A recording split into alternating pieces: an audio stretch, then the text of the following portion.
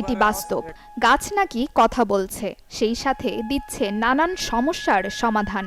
গাছের শুনলাম যে কথা বলে, এবারে গাছে জিজ্ঞেস করলাম যে ভাইয়ের বিয়ে হবে কিনা, বলছে বলছে, আর 2বার বলছে। তাই যখন আবারও প্রতিবার আবার বললাম, তখন বললো জোরে এরকম করে ওরে। এটা কি সত্য কি মিথ্যা একমাত্র আল্লাহ জানে। সালাম দিয়ে জিজ্ঞেস করলো, আসসালামু আলাইকুম, আপনি কি বাবা না মা, আমি একটু বিপদে আছি, আমার সাহায্য করেন।